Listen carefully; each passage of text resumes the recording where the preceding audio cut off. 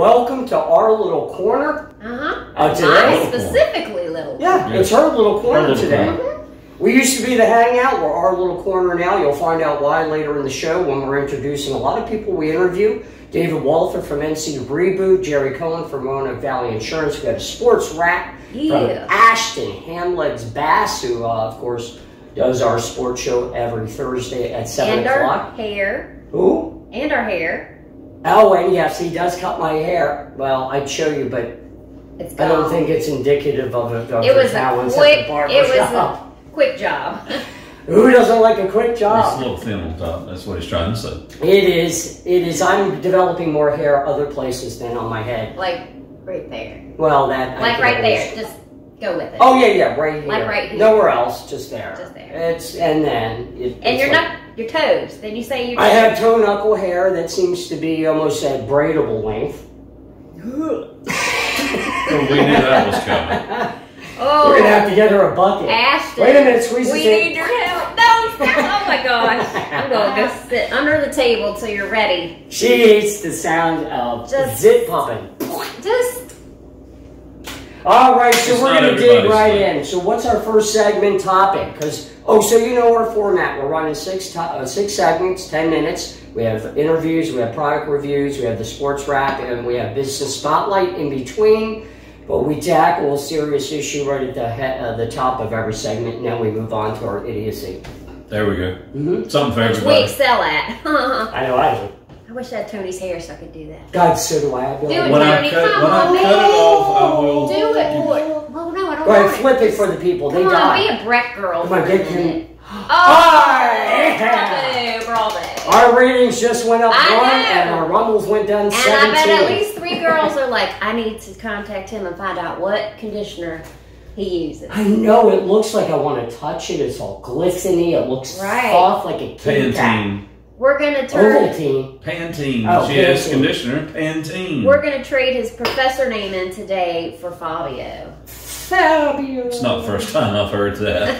No. People used to call it behind your back, and then they called it to your face because it's much more respectful. Right. Well, the thing is every time I'd walk into a place like Weldon Mills, that's what I hear. Fabio. Fabio. Actually, you're better looking than Fabio. I always thought he was goofy looking. Well, it was so funny because do you remember when Fabio started doing the commercial for I Can't Believe It's Not Butter? Yeah. It was so funny to hear him say it, and then it says, I can't believe it's not butter. He's definitely got a voice for that pictures. He does have it. Like I have a face for radio, people. What are you talking about? I'm Fabio. Fabio. Yes. Fabio. Okay. All right, so let's get down to some seriousness. So, product review? No. What's our first topic of the segment? Okay, my bad. So this was just, it struck me as funny. We don't really promote famous people, actors, etc., unless they're worthy of being promoted. But this story I thought was quite funny. This involves change.org. There is a petition that was started on change.org that is insisting that the media stop interviewing Will and Jada Pinkett Smith. Yeah, please, at least Jada Pinkett Smith. I can't stand looking at her. Their initial target signatures were 5,000, but over 11,000 people signed it. So then they raised it to 15,000 as the target. But why? What's the story here? Here's some of the reasoning why people signed it, because I guess you get to make a comment. Everything I learned about this couple is against my free will. I'm sick and tired of hearing the BS that goes on in their personal lives. It's exhausting. They keep shoving their personal lives down our throats, and frankly, we don't care. Attention seeking is a mental illness, and they need to get help. That's most of Hollywood that goes on these days, honestly. Oh, yeah. Well, I mean, they talk about just BS stuff. The petition was created a month after Will Smith appeared on Good Morning America, where he said he and his wife are working on unconditional love, and they're pursuing the kind of love that everybody dreams about. Apparently, they're an open marriage. Oh, well, that does make and keep things very exciting, I would imagine. So they're swingers. Yeah. Well, they're not going to call it that, I'm sure. Well, she looks like a shaved walrus. I don't get her. I don't get her. I'm just saying, you call it what it is. They're swingers. But she talks about all sorts of, doing ecstasy and her sex life. I don't hear about your sex life. Ooh, if she it's really good, does I want don't to care turn if it up, it's good. doesn't she? I don't care if you're attractive. She's trying to hit the E. Well, if you get double stacked uppers, it can really make a big difference. But if you get the downers, and then when they... But I read about this, if you're wondering. Just keep your business in your bedroom, and I'll keep mine in mine. Nobody needs to know. Nobody needs to know. Well, see, that's the thing. When I was in Atlantic City, I developed a lot of good relationships and friends that were gay, because in Atlantic City there was a big gay community, and Snake Alley. It was between two streets, and you get to it was like cobblestone. It was very cool. Like historical. Very historical. Okay. And then down there would be all the different kind of gay bars, whether it was dance or female impersonators with tea party nights, or just a place like the Brass Rail in Atlantic City. It was where you went to play pool. Okay. It was open late. You went and played pool. Nobody bothered you. You got drinks. And I still talk to these guys. They're my friends. Well, actually, a couple are women. They don't want anything to do with the LGBT because they don't like what they do. So, and it goes to your point. Whatever you do in the bedroom doesn't need to come out in colorful unicorns and be pushed into people's faces or children. It has no bearing on who you are as a person. It may contribute to who you are as a person, but that's not. If you don't want people to judge you by that, just put it in your pocket. How does what you spend 1 minute doing out of the week, when you have the rest 6 minutes, 23 hours, wait, let's go back to the and 1 59 minutes, that judges you. That doesn't define you. If you don't, if you want to be defined by a label, or you want people to associate you with a label, then okay, put it out there. But I'm not going to judge you on your sexual orientation. I'm going to judge you on your integrity. Nobody cared the flamboyancy of the 70s. Well, actually, flamboyancy of the 80s. But the flamboyancy of acceptance of the gay community started in the 70s.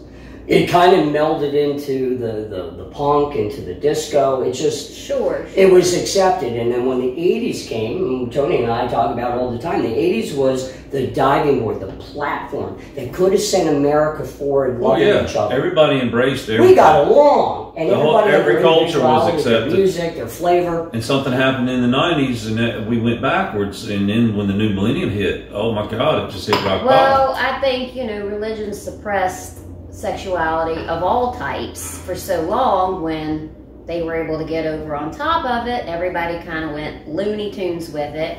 And now if you don't share your sexual identity to the world, people feel like they don't exist, like they have to fit into a category. People don't even know my sexuality. Well, I pretend I'm gay to some people. I've even told people I'm gay. Have you? Yeah, I don't give a crap, because I don't really care what they think of me. It's irrelevant. Right. It really doesn't change. If you're confident and you're happy with who you are, it doesn't change. Here's what I want to know. Here's what I want to know. When did heterosexual people, when did that transfer into the word cisgender? I don't even know what cisgender is. Which means male or female being attracted to the opposite. I don't know when people started trying to identify other folks by that term. Why? Put it this way. There was only two terms when I was younger. It was just two terms. You were gay or straight. That was it. You were gay or straight. Okay? Gay covered, of course, homosexual and lesbian. Mm-hmm. And straight was just anything heterosexual. Right. All right. They could say, well, bisexual, but everybody was like, yeah, you're still kind of gay. It really doesn't matter. It doesn't matter. It morphed socially from being labeled straight to gay to, in the 80s, nobody gave a crap. It is now being dissected. Everyone is being painted with labels, and it's hurting. And they throw gender at it all the time. Look, judge a person by their shoes. That's what you're supposed to do. 7.5, baby. See? And I'm telling you, it's not indicative of the size of your earlobes. But the state of those shoes. Well, that's because we only film from the waist up, and I've had a long day. You ran out of duct tape, huh? Well, I have pointy witchy poo toes, and they go boop, boop, boop when I walk. Do they make that noise? I do. They probably. I feel the rub, I make the noise. Okay. I feel the rub, I make the countdown. Well, it's break time. We'll be right back after these messages. Looking for a nice, relaxing adventure? Come on over to Weldon Mills Distillery in Weldon, North Carolina, where offered on the gorgeous backdrop of the Roanoke River is a fun and enjoyable experience. Come hang out for a tour and tasting of our award-winning bourbons and whiskeys. Sample exquisite gins and vodkas. Stay for some conversation and a cocktail. Open 7 days a week. For hours, new products, events, recipes, and more, follow us on Facebook at Weldon Mills Distillery. All right, we're back. So, Officially. yeah. Mm-hmm. Congrats. Thank you. For being back. So, this book, Whaleboner Magazine. Whaleboner. R. Whalebone. I got turned on to Jamie and Dale, and The magazine. Yeah, You got turned on to the magazine. I whispered gently. She had to make that clear. Wouldn't you if he was... I don't know when it comes to him. You probably. Don't lick it, please. I I haven't did. read it. I just kind of rubbed my left nostril on it a little bit. I picked it So on let's my talk way. about this magazine here. I've yours never heard now. of it. And Sell it to Tony. It Okay. is a collective jumble of really cool trivia. And kind of like nostalgia. So is this something still in print, or is that something? This is brand new. It's the brand new edition of Whaleboner. And No R. Whalebone. At least I didn't call it George. And it's got things in it like let me find something really cool. Well, they have... This is about the... Like this guy right here. Tell me he doesn't know how to work a microphone. I would say that him and the microphone have gotten very intimate. Okay. So, it comes out every other month. But it's $5 monthly, so it's a $10 magazine. But every other month, they have one topic, and they make the whole magazine about that topic. Oh, wait a minute. Here's the smiley guy that was holding the microphone. Nice. Oh, yeah. So the one before this was all about movies. Okay. This one's about comedy. Oh, Jack Nicholson's yearbook picture. He was voted class clown. Can you guys I'm see sure this? he was a class Can you clown. zoom in, cameraman? Good job. Oh, nice Yeah, there's work. Jack Nicholson with... I didn't realize he sported a red mustache, but you know what? I do have red in my beard. Good right job, there. Teddy the cameraman. I know, Teddy. Great job. Go hang out with Bobby now. So, Sit down. all right, you were saying the magazine comes out, every other month. Every other month. Okay, but you have to pay a monthly subscription. Okay, Yeah, I get that. which is not bad. $10, magazine. Mm-hmm. But Oh my God! Look it's at actually- Rosie O'Donnell as a teenager. I don't want to. No, Tony we was don't. talking. You're So- voted class rude boy. I'm a class clown. So, from what I'm seeing here, if they focus the whole issue on one topic, Uh-huh. then I would see why it makes sense that they would take the time to put it together just to introduce it every Right. other month. And that's great because so many times you can pick up a magazine, you're going to get lost because you're going to be something interesting here and the rest of it's going to be just, it's going to be off Right, topic. right. Something you don't want to read, something you don't care about.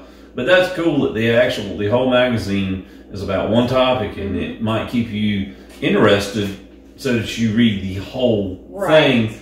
So it would be one topic with several different articles. Like That's here, good. it's following animation through the different years, like The Simpsons, and you got other SpongeBob. cartoons. SpongeBob. Let's see. I'm trying to see the one right here. Is that Space Ghost? Oh yeah, Space Ghost. No. Space Ghost. The Phantom. Was that Oh, the Phantom. No. I don't know. They did. Yeah, They it had one looks that was really different. We crazy. just See watched what I this mean? one. We just watched this one about 10 minutes into it because we were testing our gummies. Aqua Teen High Force. I've been testing my gummies. It's got it's 3 different kinds of fast food that are superheroes, and it's cartoons. So you have a I mean- floating French fry box, and he's got a goatee. Then you've got a why? Cheech and does Chong. make you laugh? Why does weed make you laugh? You know what else was Because impressive? it about feels this? damn good. That's why. There are maybe 3 advertisements in there, if that. It's all content. Come on, Nice. the Betty White, the Golden Girls. Almost Oh, all. they left Sophia out. She was the comic relief of that show. Everybody needs a Sophia. We miss you, Betty White. Who else is dead on her here? one-liners. Is Oh, Maud dead? they're all past. Oh, They are. we They're missed all Betty dead. was- Betty was the Ruth last. was Rose Nyland was the last one to go. Yes. And B. Arthur. I remember B. her from Arthur. Maud. I Been love her. several Rue years. McClanahan. I love that husky voice. If you've ever been to a gay bar and somebody approaches you, it sounds like Maud. Yeah. It's a winner chicken You know, dinner. it's funny. I'm going to say this, all right, about Rue McClanahan. So, several years ago, of course, that show aired in the late 80s through the early 90s. Mm-hmm. All right. Me then, being a teenager as I was, you know, I just thought it was a collection of old women. But now, at the age I'm at, I turn right around and I look at, you know, I'm looking at Blanche and I'm like, yeah, I would. He is into Cougar Town. Oh, yeah. He's Cougar Town, definitely. I knew that a while back. Oh, it's also a nice size and it's got a texture. Oh, it does have a nice texture. It's like Oh, that's cool. you can play the Go washboard. ahead, Listen, play around with it. Stop manhandling it. you called me a man. Handle it. Ah, yeah. That's right. I'm a man. See, nice. see, at least he's You got to finesse it. finesse it. Don't Brody to the max. I'll So finesse it already. Finesse the book. I'll finesse I- it too. didn't have a book to molest. Nothing like this paper week, cuts. But I did watch an amazing TV show, HBO show, not TV. Bonanza. No, you just saw Banana and went with it. Okay, sure. Okay. Whatever. So it's on HBO. It's called Station 11. Have you heard? I've heard of it. Oh my gosh. It's going to be hard to top that show for me. But it starts off in present day where this man is at a play. It's a Shakespeare play. And the lead actor dies of a heart attack. Mm-hmm. And he goes on stage. He's not a doctor, but he feels compelled to try and help. But he can't do anything. So while everything's going on, the girl he's with leaves to go home. She's not feeling well. And so when everybody leaves the play and the guy's still there, one of the 9-year-old, 10-year-old girls from the play is stranded there because her parents never came to pick her up. Nice. After that, he gets a call from his sister, who's an ER doctor. I believe this is in New York. And she said, there's a flu like no other, and you need to get yourself to our brother's house, who is a recluse, and seal up the apartment. I'll meet you there later. Okay. Well, this it's a just flu. completely got weird. That Not really. COVID. A flu that kills 1 out of every 1,000 people. Wow, much more dangerous than COVID. Yes, Yes. but the show is 20 years after the flu. Mm. But it also flashes back to all the main characters, and it tells their story about where they were when the flu happened and how they came to be 20 years later. Interesting. And What's it called? it's called Station 11. On There's HBO. about 10 episodes. The last one, if you ever felt longing or let down on a finale on a show,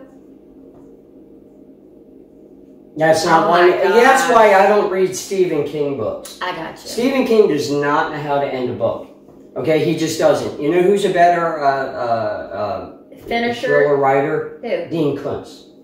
That man can finish a book. Yet, you know, I'm Stephen King. Look at me. Right. Listen to me. Oh, I hate I agree. America. Stephen King did have some.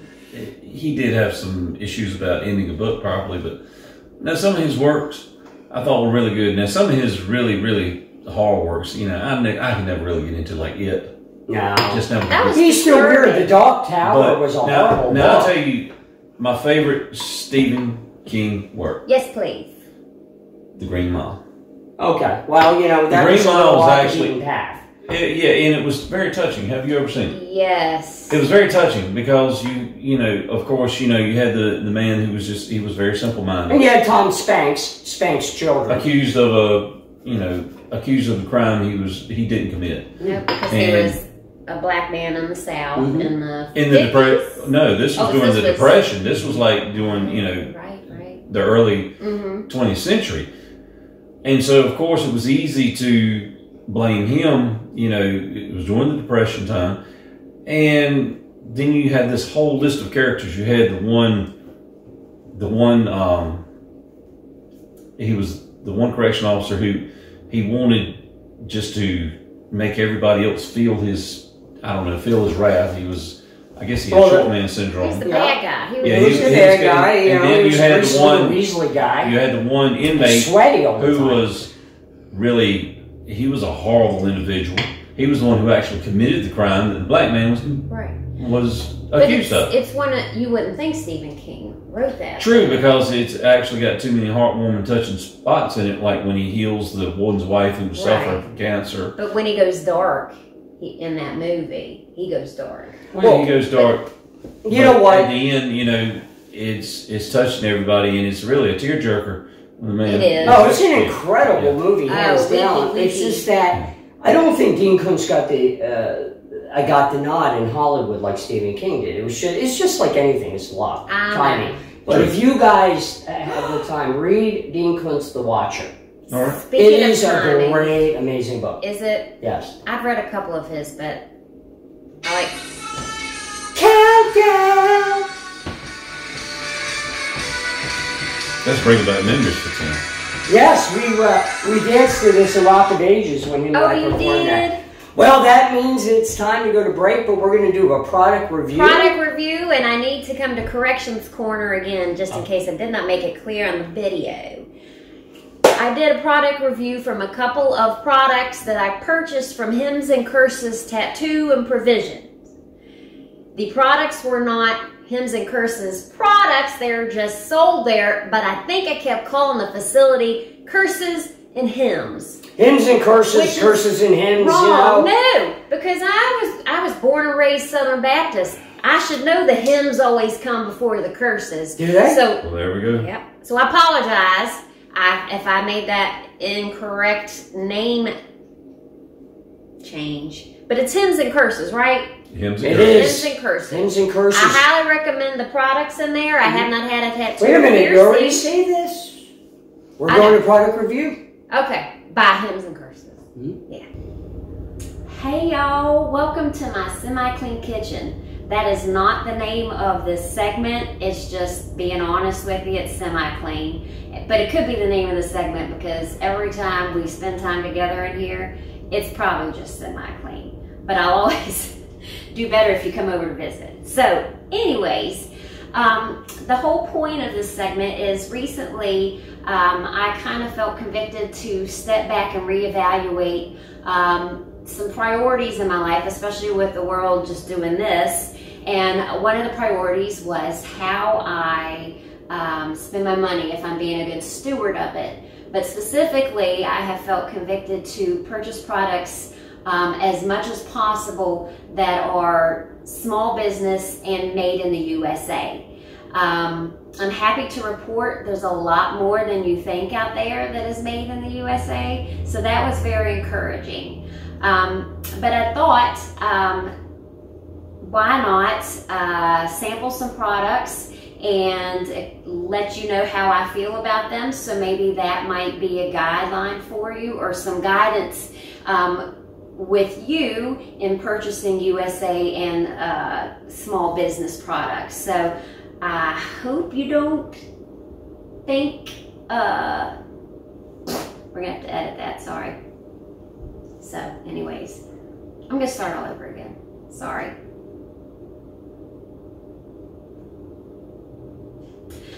Hi, welcome to my semi-clean kitchen. Not the name of the segment, just being honest with you.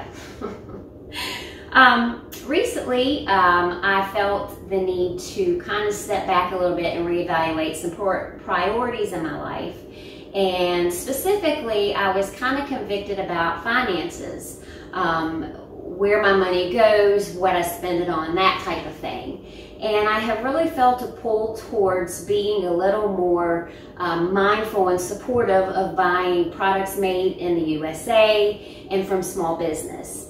I'm a huge fan of Etsy and eBay and things like that. So I am accustomed to supporting small business, but I think made in the USA is a little more important, especially now these days. So I decided to start a segment where I test products that are made in the USA.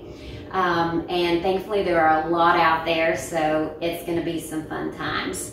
and just let you know what my opinion is or my thoughts are on it, just to give you a little guidance so when you go to spend your money, you know if you want to lay it down or not. So these are just my opinions. Yours may be different, but it'd be better if they weren't. Anyways, so I decided to go very local with my first reviews, and I visited Chris's and Him's Tattoo Parlor, which is down the street from us. It is at 11200 US 258 in Murfreesboro. If you're local, just keep on going past the Food Lion, maybe about, I don't know, half a mile or less. I'm not good with those measurements.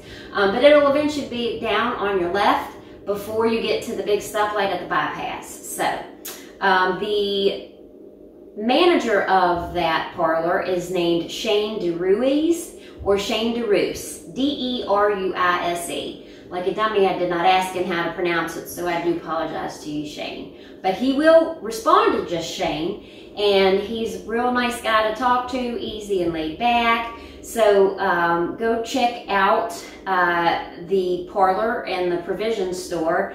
Even if you don't buy anything, he's just fun to talk to. So the two products I decided to purchase from his shop are products that Shane is both affiliated with.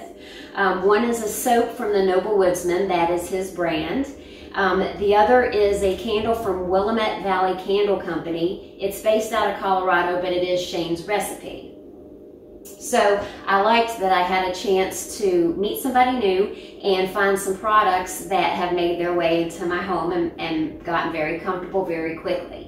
So the first product is the Noble Woodsman Artisan Soap. This is smell rustic woods and rum, which if I think about it hard enough, it could smell like rustic woods and rum, but to me it smells like cinnamon, which it's a very warm and comforting scent. So my nose palate is not refined enough to pick out things, neither is my wine palate or my food palate. I can tell you if it's good or not, and that's as fancy as it's gonna get with me. So anyways, the soap is a 3" by 2.5" bar, and it's got this nice little wood grain on the top. It's made of all sourced products from North Carolina. There are no chemicals, there are no preservatives in it. The goat's milk, single barrel rum, distilled water, and the charred oak that they use to create this soap is all sourced from North Carolina. It's $8 for the bar, which I know sounds a little high for soap, but the quality of the product that goes into it and the time and the energy and the effort that goes into it, I think it is well priced. You try to make soap and then decide if $8 is too high. I bet you won't. But you're supporting small business and you're supporting the state of North Carolina. Goat's milk soap, I have found across the board, doesn't last as long as other soaps, but it's a better experience.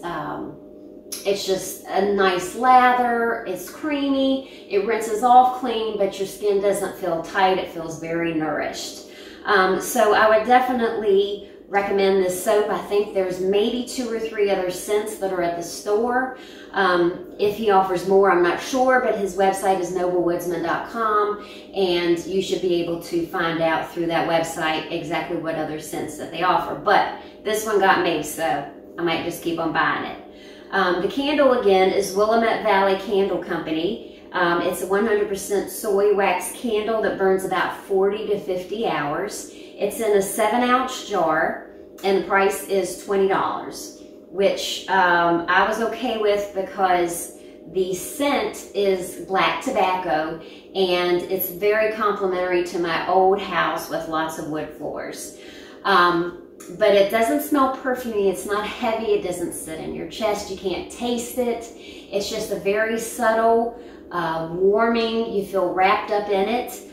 For me, my dad used to smoke a pipe when I was a kid, and so the scent really took me back to childhood, whether it was just smelling him smoke it, or if I went to go get it for him and just smelling the remains of the last time he smoked it. So I really enjoyed it. I'm not sure how many scents he has available at the store, but go visit him and he'll tell you. And then you'll have a new friend and a point of contact. And the provisions that he sells, there are more things. He sells, let's see, beard oil, coffee, pomade, soap.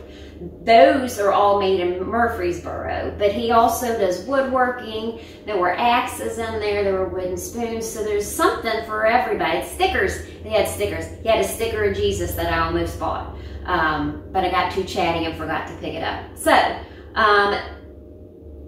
I hope it's Hymns and Curses tattoo, by the way, not curses and hymns, but the hymns should always come at the end anyway, so forget me. But his name is Shane, again, 11200 US 258 in Murfreesboro. I would definitely go check him out. You will not leave empty-handed.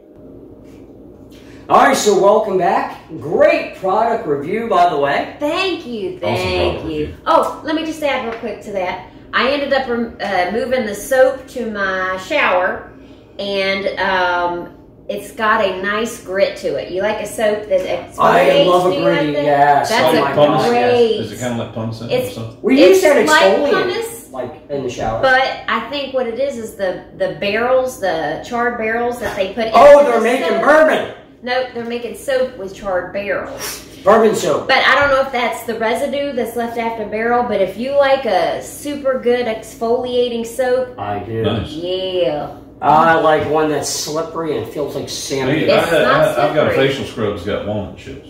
Oh, yeah. You gotta be careful though. Too intense could Well, damage your skin. Well, I understand that, but I mean, you don't just like... No, too much wood on your face is never good. No. That's what she said. That's exactly what Now, I'll she tell you said. what. Speaking of things, skin things. Oh, you get Have the you ever natty. done That's a good microneedling? job. Have you ever done microneedling? What? No, that's What did you say? Microneedling? You did microneedling? Yeah, I've got the roller. I got the roller. Oh. I got the roller. I'm okay. talking about for the roller. I'm thinking microblading. What No, are you that's talking microneedling. about? Microneedling. You got the roller that's got the little needles on it, and you roll all over your skin. And what it does is it plumps up your skin. And I mean, it kind of turns your skin red. But then you put the serum all over it, and it The makes serum.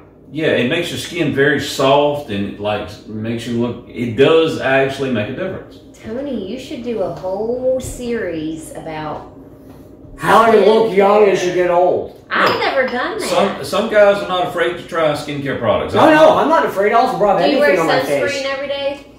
I'm not out in the sun every day. I'm inside most days, inside.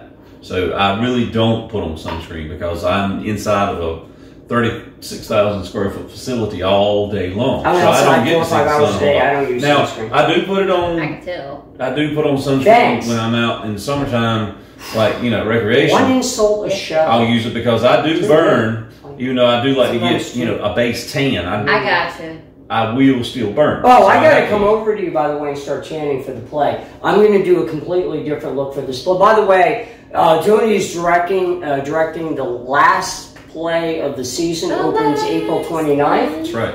Hilarious Jeez, British that's comedy not called Bedroom Falls. Far away. No. I Mm-mm. bet Yeah, it's but this not play is gonna going to go so fast, and everybody's going to enjoy it. They're going to have everything down pat. It's going to be great.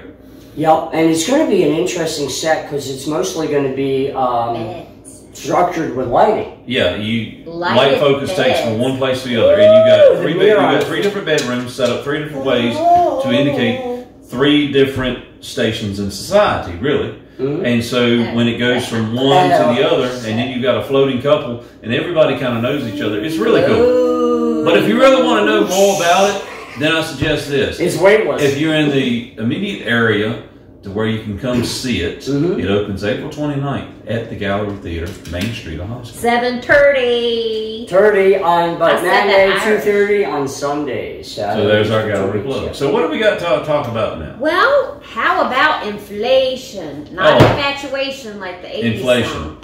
Inflation. Everything. I'm not inflated. infatuated with inflation. No. Nobody is. So Not at all. today everything is so overinflated. I don't understand how some people are surviving. Food prices way up. Energy prices are way up. Everyday common household goods, just to buy them, if you can even find them. Well, I discovered something today that happened to me. that it will, that I actually... Everybody goes through it. I know, puberty. I'm a late starter. It's okay. We know. We're I here have for pimples you. on my Botox. But no, I got slapped in the face at Tractor Supply today, and this is not... How? This is Like, not... how was the slap? It was more emotional than it was physical. Oh. It wasn't a tangible slap. Okay. It was more like a, oh my God. I got sticker shock. Oh, that... And it was a slap in the face, you know. And when you fill your tank, I drive 35 minutes, just like Tony, to get to our part-time job. I know you drive further, but you have a more gas-efficient vehicle. Not right now. No? Well, you know, let's talk about gas is almost double what it was a year ago. Okay, fine. But what is that doing? It's costing you more at the gas pumps, but that's not actually what's happening. It trickles down. Truckers that transport your goods, like dog food that I tried buying today, and I did, I bought it. I bought the same bag, but it was over $20 more. $20 more. Wow, that's huge. So you're talking about whatever way of life that you have that you're able to hang on to right now. You may not be able to hang on to it much longer because our current administration is doing everything they can to make it so our economy crashes. I mean, and you know what? I haven't figured out what actually propels an individual, individuals like those in our current administration who say, let's take the American economy and mess up what the American people work for. What goes through their mind? Why in the world does anybody think that these worthless individuals were worth even casting a vote for? Well, in the socialist, if you look in this I haven't read the whole thing, but I've read sections, and I'm sure you have, of the Socialist Handbook. This is all laid out. This is 50 years ago. The same strategy that they're following, they're doing it right now. And you have to cripple freedom of speech. You have to have government turn against religion. And you have to crash the economy by doing those three things and disarming. Most of the time it's not disarming because we're the only country where citizens have and citizens refuse to give up. We're not going to give them up. Could you listen? We'll talk about this We are later. so not talking about inflation. Inflation. So $20 a bag, $2 more per gallon, 40% hike on foods, 40% more on construction, wood. Oh, yes. It's ridiculous. It's only going to get worse. When I talked to the woman at the Tractor Supply, I said, oh my God, it went up. She goes, yeah. She goes, fuel prices and the size of a dog bag and the weight of a dog bag is affecting it. And it's all trickled down from fuel pricing. She said, don't be surprised if that bag's $100 next time you come in. $100. $100 for a bag of dog. So for how big a bag? It's the regular $54 or $56 bag of dog food. It's now going to be close to $100. And the thing is, you're talking about a 50-pound bag of food that at one time was probably less than $20. No, we buy the quality stuff. And one of our dogs has a sensitive stomach, so we get a certain food that she can eat. Okay, well, you get a special food because I'm saying... It was $54 to $58. Right. Now, and today it was a little over $80, and the woman said it could be going towards $100 soon. And this is only going to get worse because you got to understand the strategy doesn't work until we're all broke. And I'm talking about we, the common people, everyday working, hard-working Americans. That's who I'm talking about. So the oligarchs are the ones that are trying to take us over. That's right. The strategy means the elitists, where corporate America and government merge, just like George Orwell's 1984. Did you ever read 1984 by George Orwell? Incredible book. You'd be like, holy cow, this is what's happening now. What did they call it? Newspeak.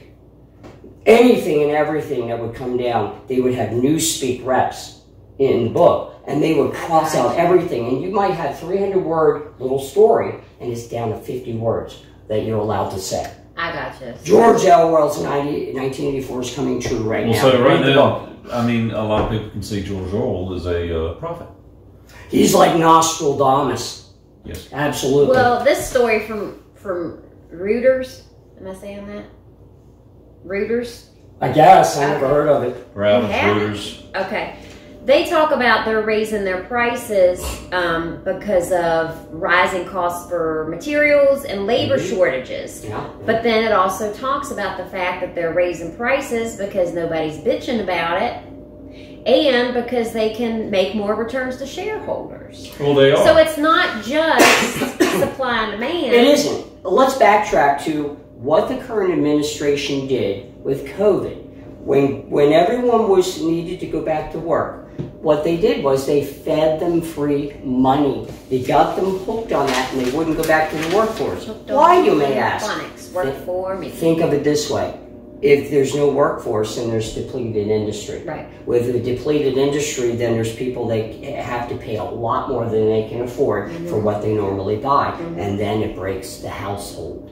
It does. It's kind of sad. I don't like it at all. I don't like it at all. We need to bring back victory gardens. We need to live more as a commune. Well, I think what I'm you're very see, commune. and I'm hoping I could see a commune. And I'm really hoping this, but I think what you're going to see is because You see more and more people tiring of what they're Insult seeing number 2 from our representatives, and I think that they have suggested that new representation is highly needed. That's true. Guess what? It's final cut time. We're out of time for that segment. All right, you know what? I got the opportunity to sit down with an amazing man a couple days ago. His name is David Walther. He runs the local chapter of North Carolina Reboot that helps, whether it's military, police, civilian, it doesn't matter. If you are suffering from PTSD, they have programs that not only supply child care while you're in there. Wow. They feed you. They give you all the materials. There's nothing. You don't even have to speak. Now, this is church-based, but he says religion is not pushed. It is about helping the person. So it doesn't matter if you're God-fearing, not God-fearing. It does not matter. So check it out. Here's my interview with David Walther. All right, as promised, sitting here with David Walther from NC Reboot. Yes, sir. Welcome to the show. Thank you. So you're a big fan. No, I'm kidding. This is the first time we physically have met. Yes, sir. But we've been corresponding with what's happening is in full support of NC Reboot. Yes, sir. But I'd like to kind of touch base on you. As I'm getting to know you a little bit better, I realize, wow, that's why I like our shows. That's why we're inculcating guests a little bit more, because everyone's got a story. Yes, sir. So, tell us about David Walther's story. How'd you get here? Oh, well, my and mom. keep it reasonable here, okay? Jeez. My mother brought me here. Okay, I was surprised on this. Shocker. But no, born and raised in Gates County. Okay. Joined the military after a couple years of college, and did 20 years in the military. What branch? Army. Me too. Oh, good. Thank you for your service. Yes. There you go. Why do you think I wore this? Yes, sir. And because I sling whiskey at Weldon Mills part-time, so this is more of a conversation piece. Oh, yes, sir. I'm waiting for an attractive woman where I'm like, I serve the whiskey, you bring the fox and foxtrot, let's tango. It hasn't worked out, plus I'm married, so, Doesn't go well. It goes in the opposite direction. They just look at you like, huh? Yeah. So, okay, so mom brought you into the world. Yeah. You went into the military, Army. Yes, sir. Retired out of Fort Bragg. Moved to a Hosky. Well, actually, we moved to a Hosky before I retired. I was commuting back and forth to Bragg. But let's talk about your military just briefly. Where were you? What were you doing? So I was communications. I did communications, and we spent 16 years, almost 16 years at Fort Campbell, Kentucky. So most of my career was right there at Fort Campbell, Kentucky. That's the post that does rappelling, helicopter. Yes, sir. 101st. I almost went that direction. Did you really? It was a crapshoot. I'm like, I don't know about falling out of an airplane. If it's attached to a rope, I might do it. You might, yeah. It didn't work out only because of I went into the military a little older than most. I was in my late 20s. I was married. Yeah. We didn't have any kids. So, but when you go in the military, when you're younger, a lot of times you're gung ho about a certain something. Yeah. Me, as an older person, I'm thinking, okay, how can I make this work with my situation of life? Exactly. So that's how I make my choices. Understand. Okay, so you retired. What rank? Master Sergeant. Retired as an E8. Oh yeah, I was an E4, so yeah, I'm half him in height too. But it's a great career, man. I was really blessed. Me and my family were really blessed. And so I retired, And Tim, come to find out after 20 years in the Army, wearing rank and having a purpose in life, you got to find your new purpose in life. And it was hard. It was hard to find that. And got lucky with a great job at Duck Through Jernigan Oil, working for them for a little bit. They're a good company. They are. Mm-hmm. They really are. Really very community minded. Absolutely. So absolutely. Don't forget what's happening. We love you. Could be a sponsor. Call me. That's right. No, they're a great company to work for. Good people. But man, God just kept calling me to fill pulpits. And so I started filling pulpits on Sundays as a lay pastor. Thank you. I thought they were pulpits. You thought they were what? Called pulpits. Pulpits? Yeah, pulpits. Oh, okay. They're pulpits. Pulpits. I'm a damn Yankee. You got to forgive me. And I started doing that, man, and started redefining my purpose in life. And so that's why I went and become a pastor. And so I pastor Cindy Run Baptist Church in Roxville, North Carolina now. Been doing that now for about 3 years. Love it. And then, man, just want to get back to my community. Want to get back to my community. Want to help people. That's what I enjoy doing. You know, you and I are a lot alike. I moved down here to reinvent myself. Gotcha. You know, we had a medical situation with my wife that we needed to change a life. Yeah. Been breakfast. I reinvented myself, and I'm thinking, because I was in the car business for almost 20 years. Oh, wow. Making good money. Yeah. Though that money's not available anymore. It's been long gone. But when I first came down here in 2013, I'm thinking, okay, I can make good money again. I have to drive an hour, work those long hours, drive an hour back. Mm-hmm. You know, then, you know, the family always suffers with long hours. And I thought to myself, I need to create something that I can be home-based. Yes, sir. I don't care so much about the money as me, just putting food on the table. That's it. But being there for the family and being able to create something for the community, which is what's happening is. So you guys look at what's happening, like, oh my God, it's just about making the money. No. No, not at all. But, okay, so you stepped into the church to fill pulpits. Yes, Anthony. sir. Yes, sir. And kind of like you, I wanted something where I could be with the family. There was a lot of jobs in the communications field, you know, up in Norfolk, Hampton, Virginia Beach area. And yeah, you got to drive an hour and a half, you know, but that's time away from the family. That is big time away from the family. Big time. And doctor's appointments and this and that. And so here is 2 acres of endless work. Yeah, exactly. Plenty to do at home. And that's what I wanted to do. I wanted to be there for them. I got 3 beautiful girls, one 16-year-old and 2 11-year-old twin girls. And I want to be home with them. I want to be there to support them and grow up with them. And like I said, give back to the community and give to my family. Well, kudos to you, because when I was a single parent. I became a single parent when my boys were 4 and 6 years old. Yep. But I still was in the car business. You know, you can't cut down hours in the car business when you're working for commission. So my support team wasn't really a support team. And but I look back at all the things that I missed. Yep. Didn't get to go see. Yep. Had to go into work on my day off. Mm-hmm. So kudos to you. Thank you. All right, so let's keep it going. We're on Yes, a roll. Here's like a freight train to nowhere now. Let's go. But yeah, and that's you know, it's kind of lead me into, you know, how can I help my community? What can I do for my community?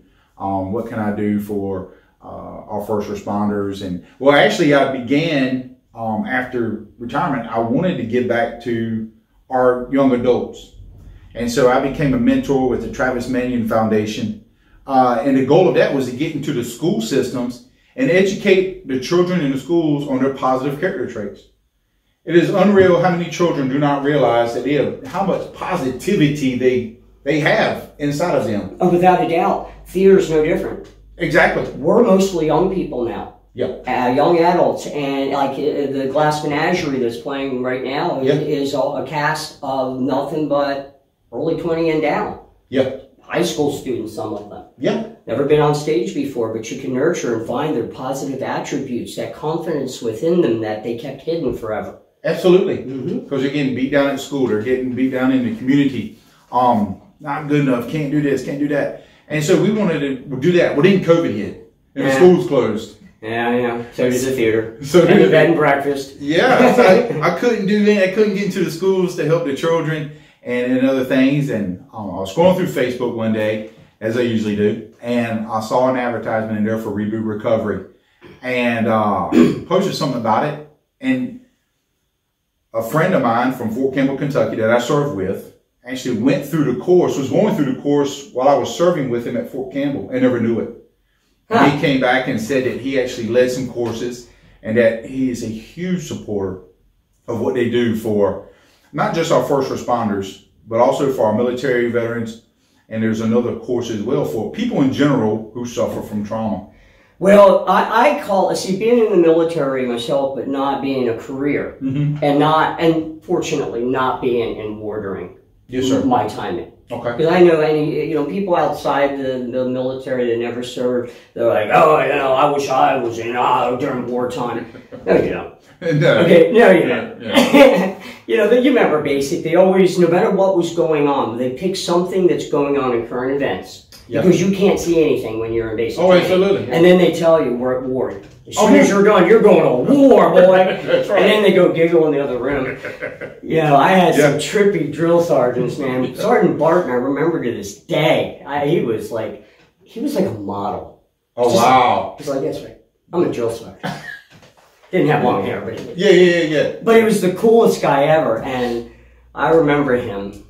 Like my recruiter. My recruiter was a 1970s kung fu star. He did kung fu movies in China, and I'm like, and this was at the beginning of videotapes. Okay. So it's not like they were readily available. So Yeah. there are pictures of him in the movies. Like, oh cow. This dude's famous. I'm like, yeah, I'm in. Hoorah! I'm gonna do kung fu. Yeah. I mean, it sure beats having a recruiter that looks like he just stayed up all night doing some accounting for, Yeah, exactly. I'm like, all right. Yeah. All right, so to know me is to understand I lose my train of thought. So bring me back onto the rails and let's keep going. Yes, sir. And so I wanted to get back to my community. I wanted to help out with our people in need, especially during COVID, man. Yeah. COVID really, the isolation, being isolated does nobody any good. Not being able to be around your friends, your families, worried about if you're going to get sick, protecting yourself and stuff. So I wanted to, what can I do to help people in my community, especially our first responders, our nurses, our doctors, not knowing if they're carrying this virus home to their family, who's having to, I remember family members pulling up in my driveway to give my girls the birthday presents, not getting out of the car, wiping it down with Lysol wipes. I gotta tell you, we didn't do any of that here. Yeah. We did not scare from COVID. Yeah. Just my wife and I have a philosophy that whatever it is it is. Yeah. I don't want to go into a deep COVID stuff because that would be a really good controversial, high ratings, getting threatened kind of show. But that's not us. No. But COVID, it's like the theater. We only had 40 maybe the whole weekend come to see Glass Menagerie. Oh my gosh. And though this area doesn't support their community theater like they should, that's weak. And you know as well as I do that humans are creatures of routine. Absolutely. They're in a rut. Yeah. COVID put them in a rut, and some of them may never come out of it. Very true. And we see that in churches.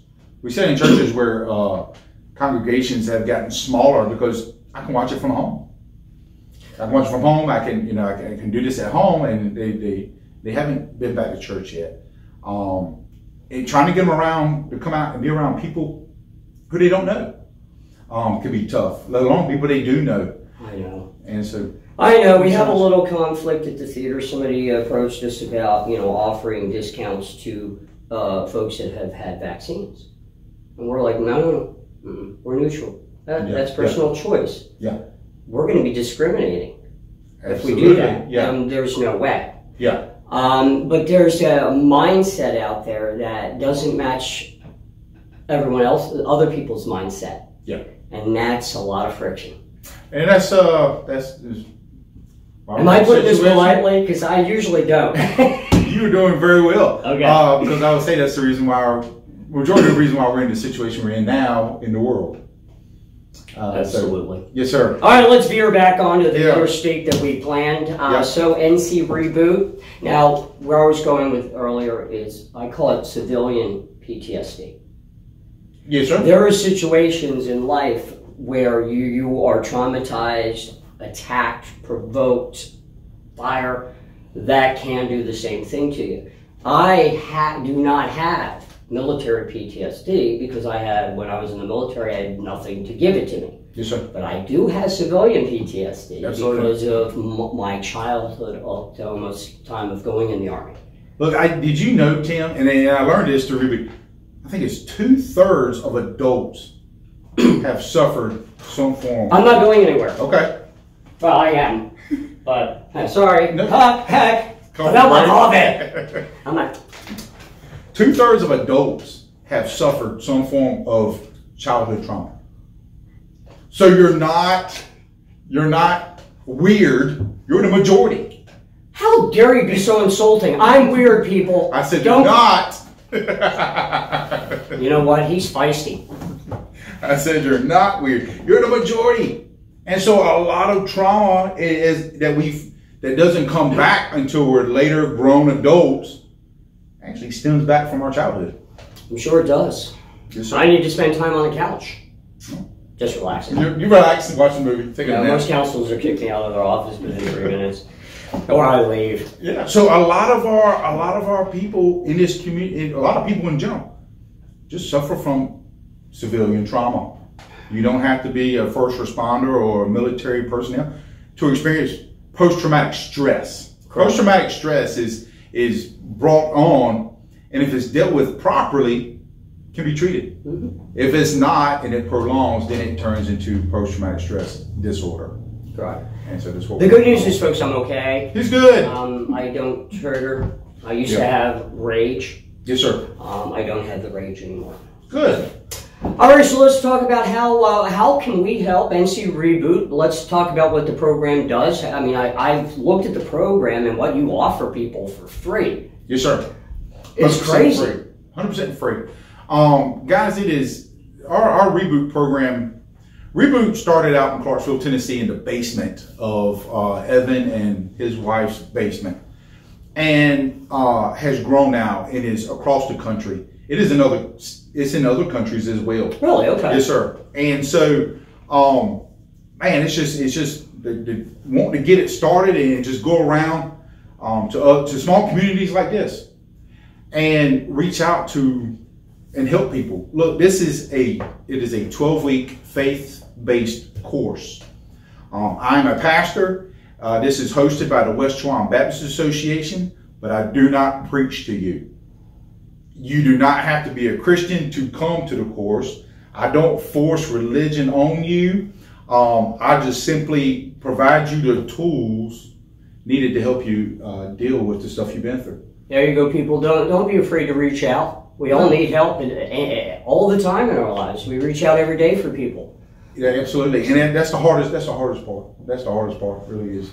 You know, I learned a long time ago, I can either fuddle through life, or I could talk to somebody that's already done it and cut a lot of time. I'm all about time efficiency. Absolutely. So either fix yourself now or fix yourself later. That's it. Later usually costs a lot of aggravation and money. And more time. And more time for healing. And so we started this course, man, last year. And how did it do? I mean, we helped promote it. I mean, did you fill up? Look, we had 4. We had 4 individuals come through the course, the first course. But that's 4 you helped. Oh my gosh, that was more. That was 3 more than I was expecting.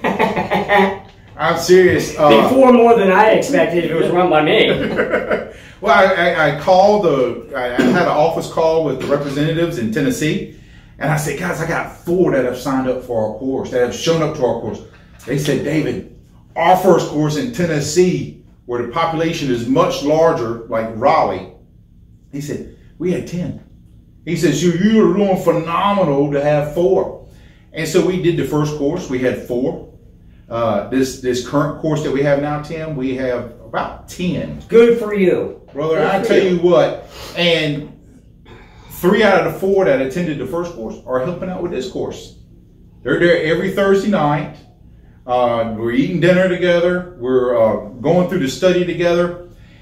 One of the gentlemen that attended the first course recruited majority of the people that are here for the second course. Gotta love it. I'm telling you. Makes life easier. Because he said it works. It works. The tools work. He said, I'm not coming here on Thursday nights. You're not asking me, how was my day? What happened this week? Tell us what's going on.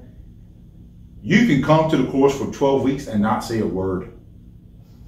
You don't have to say nothing. And all you have to do is listen. Do the homework assignments. Listen to other people talk. Listen to the lesson. Take it home and begin to practice using the tools that I give you, that the Lord gives you, really. He's just using me to tell you about it. So it's really up to the individual if they want to reprogram their brain, because that's what they're doing. They're reprogramming themselves. They're going to get out of it what they put into it. And you know, the way the people from the first course look at it this time, they're learning stuff the second time that they didn't learn the first time. Gotcha. Well, you know, they're doing it again. Yeah, I mean, that's everyday learning. Absolutely. You don't learn everything in the first time. No, and so they're picking up stuff here. And so we meet every Thursday night for 12 weeks. There's a meal provided by a local church. We have churches from Seaboard, from Windsor, in Ahoskie, everywhere. Gates, Pleasant Grove Baptist Church in Orlando is providing the meal tonight. And we have everything from fried chicken and barbecue to pancakes and sausage to, I mean, we Dang, can I come if I'm just hungry? Just come and eat, Tim. I'm coming to eat. Come and eat, man. And so we just get together, we eat. We have childcare is free. That's amazing. That's amazing right there, because like the theater, a lot of times we can't cast because we are dealing with parents that have no one to watch their children. Yes, sir. And we do not have the volunteer or support of the community for us to be able to set up a daycare in the other part of the theater for a couple hours or anything like that. To provide the parents, the adults, time to go practice. Yeah, it's hard, and that's an amazing service you offer with that. Yes, sir. We provide that. Hertford County Early College. I reached out to Hertford County Early College. Their students need volunteer hours. They do, and we've been drawing to the theater. So yeah, reach out to them. I've reached out to them. Yes, we have. Who's in charge of that still? What's his? Mr. Kincaid. Don't know him. Mr. Kincaid, I believe he's a social studies teacher. I think he replaced the woman I knew. What's her name? Britt.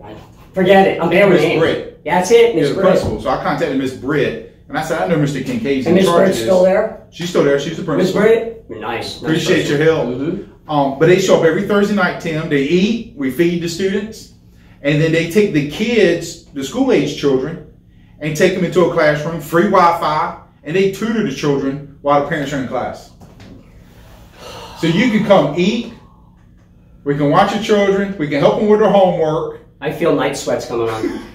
And then we send you home. I'll bring the grandkids over. Look, we send you home with a full belly, and you ain't got to go home and do your kids' homework with them. It's already done. So full belly, time away from the kids, and mental refreshment. Yeah. One couple, because this is for the whole family. So not just the first responder, but the first responder's spouse and children as well.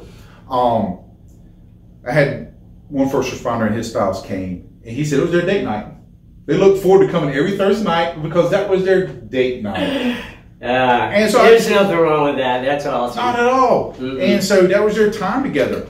And so I want to invite you and your spouse, because as the first responder, was filling out the paperwork and circling the answers to the questions, his wife's like, no, that one too. That's a trigger. Or you show this or you do this. He's like, no, I don't. He's like, yeah, you do. So she's helping him be honest. Well, and at the same time, she's learning, like, I didn't know you were dealing with that. I didn't know that you had that. I can see that. So a simple marital checklist. Absolutely. They're learning marriage counseling. How to deal with this together as a family. That's awesome. Because trauma not just affects the individual, it affects everyone around them. Don't I know it? Not regarding me, okay? I'm okay. But I've been around trigger trauma. Yes, sir. Before. So, but who hasn't, right? It's not like I or you or anybody out there facing this is any different than the person next to you. No. We all have our crosses to bear. Everybody, there are so many variants of trauma, so many different ways. And that's what we do, Tim. We kind of look at how trauma enters the life, how trauma affects the life, triggers. We try to figure out, all right, here's some triggers. Here's some symptoms. Here's the tools that I need to use to control those triggers. Here's the tools I need to do to identify those triggers before they explode. So it's just, it works. There's no other way to say it. It just works. Well, then there you have it, folks. Now, okay, so next program dates, or how can people get follow NC Reboot? Look, you can go online to rebootrecovery.com. Look, they have a bunch of testimonials up there from people who have been through the course. Watch the videos. Registration currently is not open, but if you want to reach out to me, my email address is davidxwalther, WALTHER, @gmail.com. You gotta get an easier email, just saying. Yeah. Send me an email. And I would love to sit down with you and talk to you more about it. If you'd like to help out with it, if you want to get involved with it, if you like to sit down and just, maybe look at what it entails. You can actually go online, Tim, and order a sample packet, and they'll send you a sample of the course material. So you can review that and like, okay, maybe this is something I want to get involved with. And I understand that, look, people are busy and life is busy. And 3 months is a long time. 3 months is 12 weeks is a long time. You don't have to make it to every meeting. You get an app. There's an app for that, Tim. You have an app. We have an app. I have an app. And you can download the app and you can sit at home on your app and do the courses at home on your app. And how can you make it more easy? They don't have to do anything at all. You do it for them? Well, if you can't make it, I'm kidding. Hey, I'd love to meet with you and have a cup of coffee and go over the class material with you. It's about building relationships. It's about finding people to help and people that won't help, and I just want to help. When you see a pure entity like NC Reboot that doesn't have an agenda in the background of making money or making their stock share rise, you can feel it. You can feel it. All right, so we're out of our segment time. David, thank you for being on the show. Tim, thank you so much for having me, brother. I appreciate My pleasure. it. All right, back to our little town. Thank you. All right, we're back. Wow, smelled like a weenus. You had no idea what happened on that. And you're not gonna know. No. So that was my sit down with David Walther. I mean, amazing man. I mean, military background. Just felt when he came out of the military that he needed to do something, and went into the church and started working with several programs, the NC Reboot. So don't be a stranger, people. All over what's happening on Tim's Facebook pages, you'll see the NC Reboot program when the next session is. No problem. We got it. That's awesome. All right, Lady Bird Johnson, what is our next segment? Okay, so this one concerned me a little bit. I'd never thought about it. But it's about road salt that you put on the roads, the city puts on the roads when it snows, triggering massive harm to U.S. lakes and contaminating drinking water. I can actually give you a little bit of insight on this is a story about something else to worry about. Oh. Glad we could help. Take it away. Well, to start with, all right, road salt is made primarily from some of the same ingredients that fertilizer is made from. All right, and what you're getting a lot of in lakes and rivers these days is runoff from massive amounts of fertilizer being used. Now, keep in mind that Soil Conservation Services, I'm talking about every county's got one, and farmers have started putting into practices in the last several years to curtail runoff. If you notice that nobody hardly ever discs an acre of land anymore. It's very rare that you see land cultivated in conventional tillage, as we call it. I understand what you mean. Most of it today is what they call minimum tillage. Okay, so where it used to be they called no-till, where they plant right on flat ground after they took and burned down whatever weeds were sitting out there. And now what they do is what they call strip till, where it's basically a strip till rig, strips out a rig about that wide, where it tills that wide to put the row in, and the rest of the ground is untouched. That way it leaves high organic matter in it. You got all the nutrients stay in place, and you don't have so much washout going into lakes and rivers. Now, road salt, yeah, that becomes a problem, because when you use a lot of road salt, and now most of your states are using a solution, a liquid solution that they're applying, not broadcast spreading it. Some municipalities and states, I'm sure, still do, but here in North Carolina, they spray the road with the liquid. Now, I can give you a prime example. Brine. Yes, well, any salty water, no matter the content. A lot of people don't realize fertilizer is a salt, chemically. It is a salt. Whether it's ammonium sulfate, it's a salt. Whether it's potassium chloride, aka potash, it's a salt. What? Yeah, potash. Well, potash, like I said, is potassium chloride. We're used to using sodium chloride every day on your table that you put on your food. Right. Potassium chloride is basically the same thing, except instead of sodium, the base metal, yes, sodium is a metal, potassium is a metal, base metal is potassium. Whereas when you have ammonium sulfate, chemically, because you've got ammonium is a radical ion. This today's chemistry lesson, boys and girls. I was going to say, I hope there's not a test. I got news for potassium. If I eat too much potassium, my butt itches. Well, potassium is found in a lot of foods.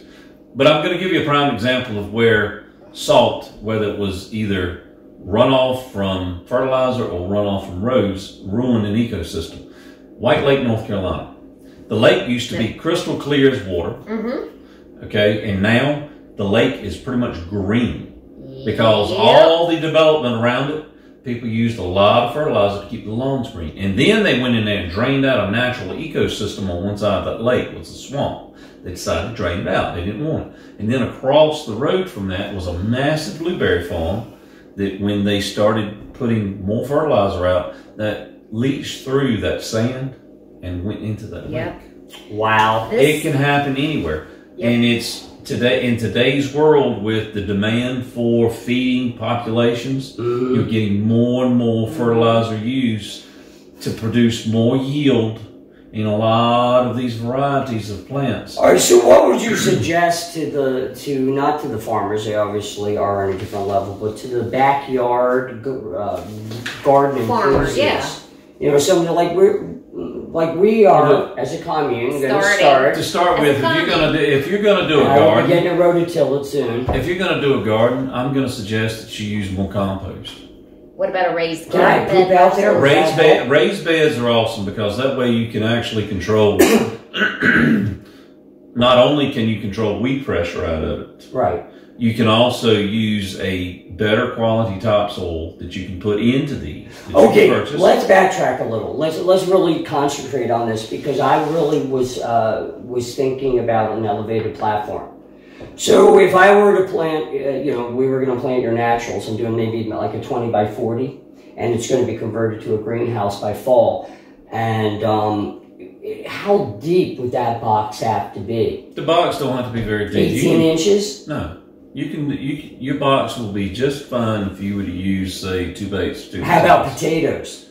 Potatoes are a different deal now. Potatoes need what they call a real raised bed. And I'm not talking about a box. I'm talking about raised beds in the ground. When we grew potatoes on our farm, right, they were on a healed up row. Okay, so let's backtrack. They grew into, right, sweet potatoes included, and then you had to actually plow them out of the ground. Okay, so say I'm doing that 20 by 40 garden, right, and it's elevated platform. And so I plant everything, but then I get to my sweet potatoes or I get to my potatoes. It would work if just for them I create an amount. Yes. How big amount over flat? Over flat, I'd say that your mound probably need to be probably 12 inches. That's more than doable because you can do it, of course, in an opposite row. Yeah. Okay. Well, We should have done a whole thing about gardening. I'm all in it. Well, the only reason why I can help you with agriculture is because it's what I've done all my life. Right. Well, and that's good. Maybe we should give gardening tips. I would love to give Oh my gardening God, tips. that's good. We were looking for a segment. Hey, gardening tips by Tony. We could add it to the sports wrap, the product review. Yeah, the way the world is going, we're going to have to be more self-sufficient. We do have to be self-sufficient. You could really contribute. I could. And if you ask real nice, he'll do this. He will. Don't hate me because I'm beautiful. Now, on a serious note. Bonus. Come on. If they want. Look at them and say, yes, I will. I will, if you want. All right, I'm going to do it myself. No, don't you say nothing. He's going to. Ow, I think I just hurt my back. Oh, shite. Anyway, on a serious note, get involved with your local town. A lot of times the people on town council or mayors, they're established. They don't really think outside their own box. Everyone's in a clique. Right. You know, life is an individual sport. But when you have to think about life is like a bunch of chocolates. All right, Forrest Gump.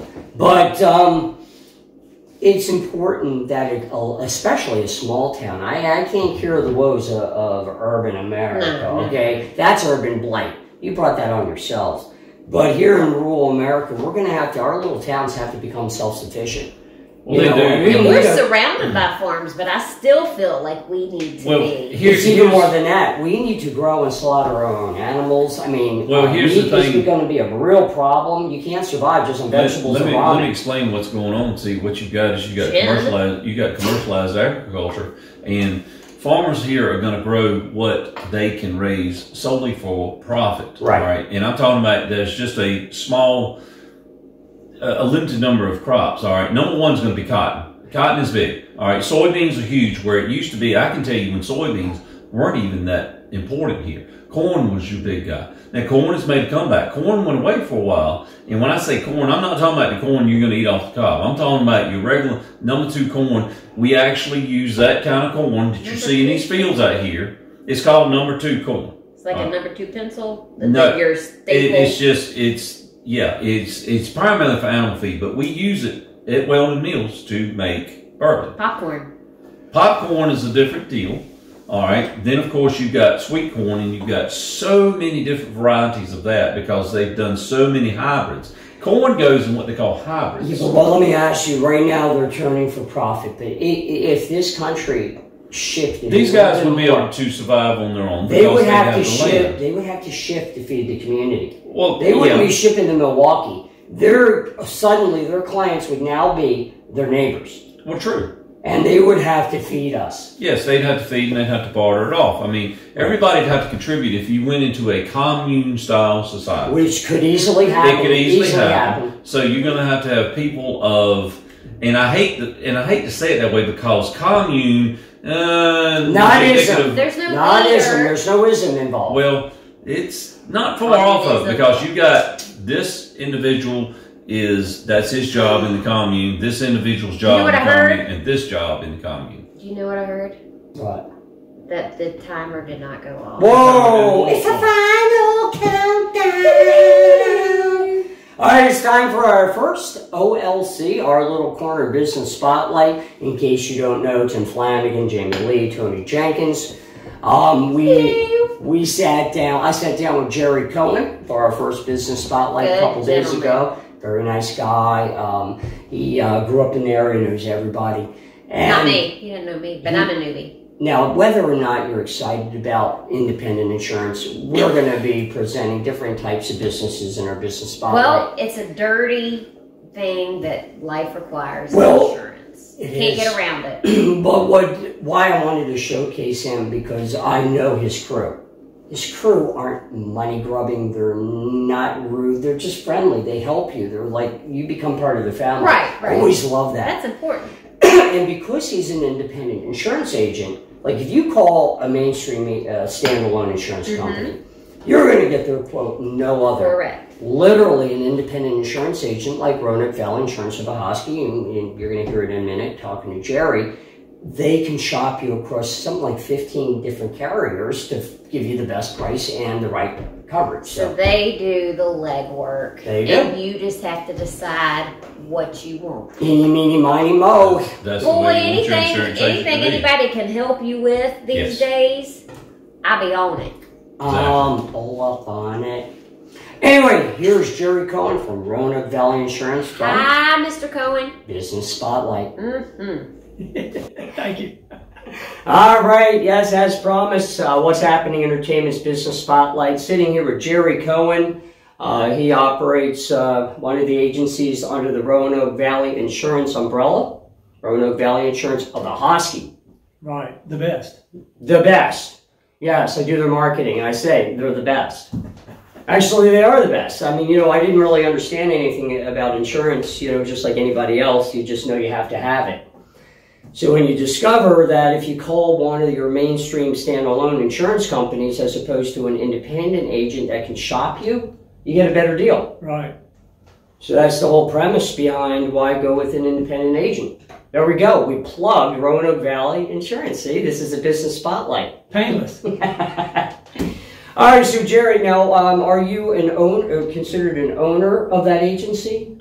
Principal. Principal. Yeah. I don't know all the insurance lingo, but now you've been involved with that for how long? When did you open? 2009.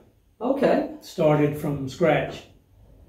Right. Now you worked in the insurance business prior to that? 15 years I was a captive agent, meaning that I wrote for one company, not independent. I got you. But you saw the value in opening an agency? Yeah, my former company, we parted company.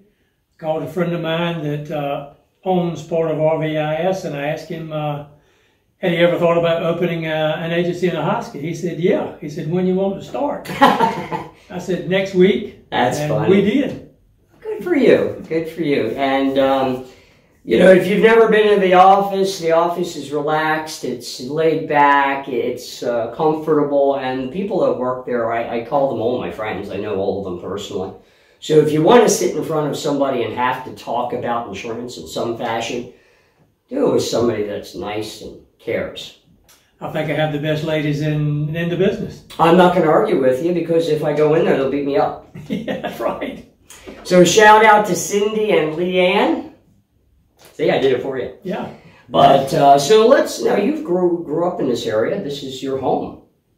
Grew up 20 miles from here, Berkeley County, so I'm always been here, always will be here. You say that with such assurance. I do. No pun intended. All right. Because isn't that one of your carriers? Assurance? Yes. I don't just market. I learn the business. Pretty good. Well, it's funny over the years, when I built, like one time 20 years ago, I built a website for a kennel, a dog kennel. Literally 100 dogs. I had to put in the picture and the element behind it and describe it the dog, and I started to learn dogs. So you learn about the business. So what was it like growing up around here, rural America? Okay, then. After you get grown, you realize you had it so great in a rural area. We talk about it a lot that, we didn't know we were poor back then because we had everything we needed. A bunch of us old baseball players got together 2 or 3 months ago and had lunch. And we reminisced about what we had or what we didn't have. And my God, when you speak, music comes from nowhere. And it didn't make any difference, excuse me. I'm just... We're having a technical difficulty. Hang on, folks. We will be right back. He can edit it out. All right, no, we're still here. We're not editing that out. Yeah, there'll be a big silent spot where you're like... we realized that, hey, what we have was fine. What we had was fine. As long as we had a baseball and a glove and a bat, we were in good shape. I remember those days, even growing up in Atlantic City, and we knew we were poor because we didn't have anything at our disposal. There was no such thing as farming, I mean, you could fish. Yeah. You could fish, so there was a way to feeding yourself, but it was a little bit different story. But, all right, so baseball. I remember playing baseball in the little sand lot right on the other side of the boardwalk of the beach, Atlantic City, and those were good times, just all day, just hitting the ball around. All day long. Yeah. Now, did you get involved in baseball as a sport? We had a league back in the day called the Roanoke Chowan Baseball League. Okay. Mahosky, Orlando, Murfreesboro, Ritz Square, Woodland, Jackson. Wow. We all played, in a league. Let's do an old timers league. I'll join it. Come on, we'll get around that base. I'll be the coach.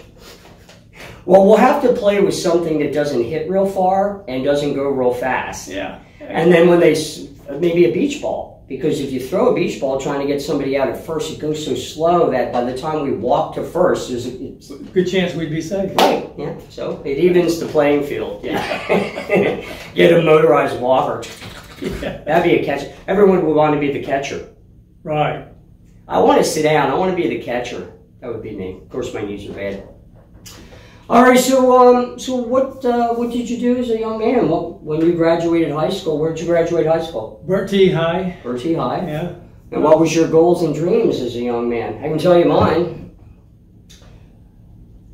To own a fancy, fast car. Really? And did you? Yeah, for a while. Okay. What'd you have?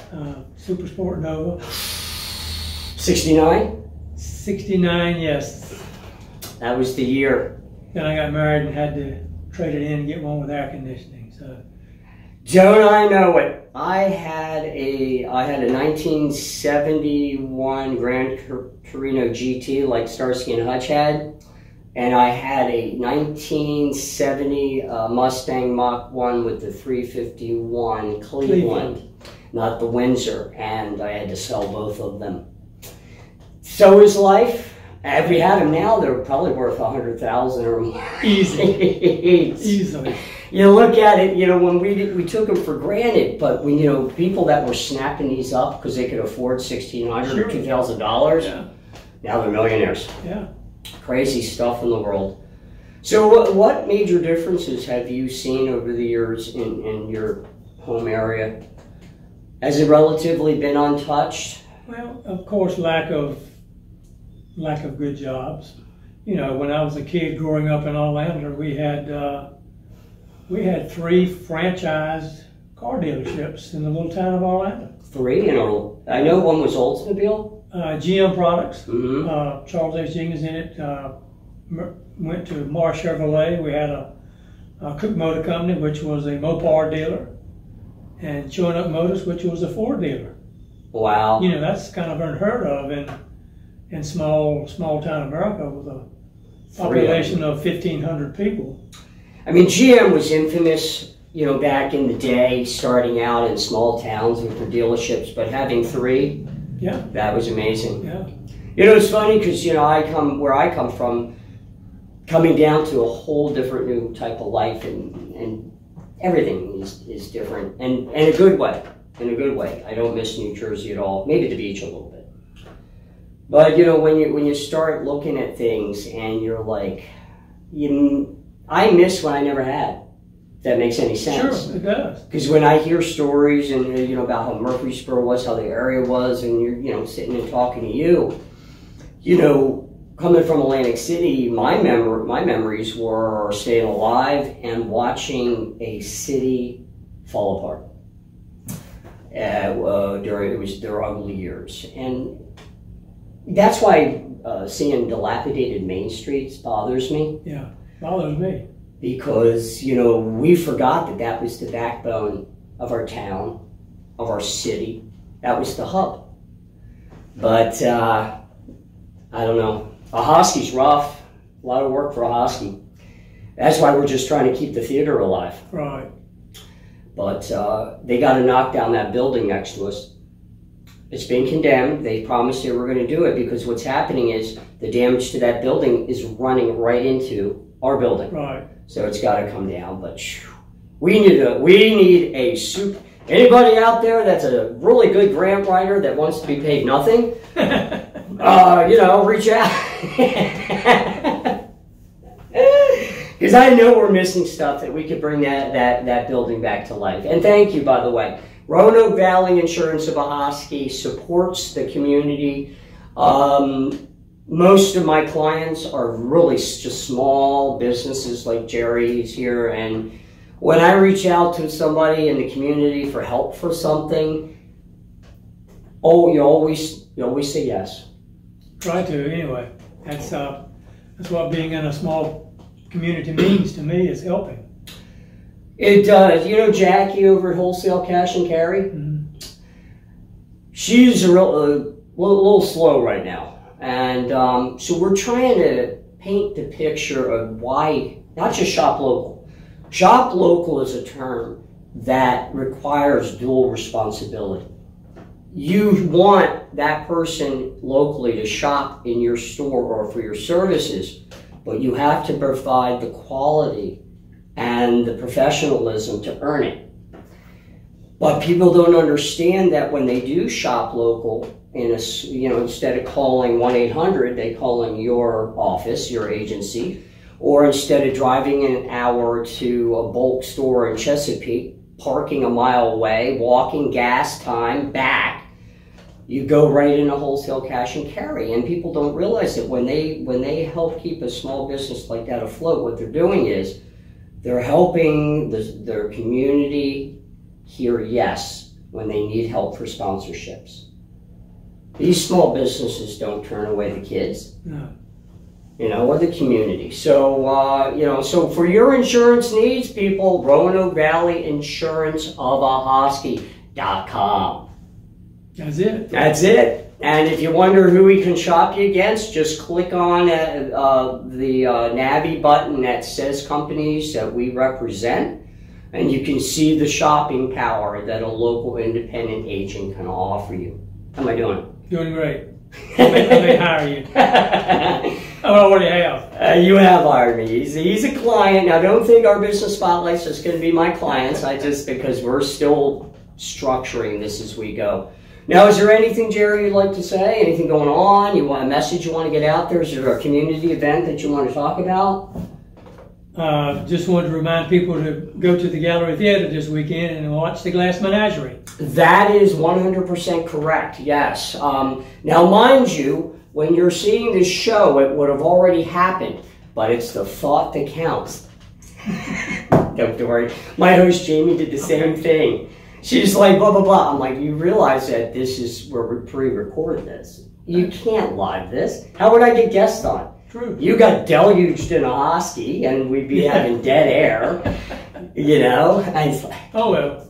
Oh, well. But yes, folks, coming up next to close out the season for the Gallery Theater is, after reading the script several times, A Bedroom Farce, and helped cast it for director Tony Jenkins, not only might be one of the funniest that we've had on the stage in a while, because like The Odd Couple is a comedy, but then it's not, because of the serious and weirdness of Felix.